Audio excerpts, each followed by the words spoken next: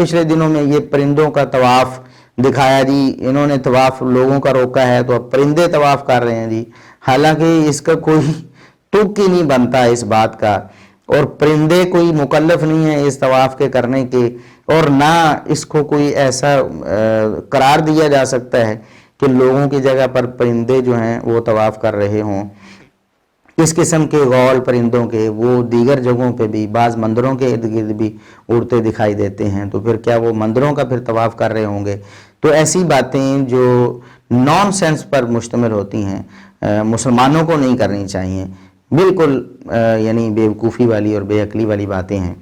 اور لوگ ان باتوں کو پھر واٹس ایپ وغیرہ پہ اور فیس بک سوشل میڈیا پہ یوں پھیلاتے ہیں ثواب کی نیت سے۔ وہ سمجھتے ہیں کہ شاید یہ زیادہ سے زیادہ لوگوں تک پہنچے گی تو شاید ہمارا کچھ جنت میں محل بن جائے گا۔ یہ جھوٹ ہیں، ان جھوٹوں کو پھیلانے سے آپ اجتناب کریں۔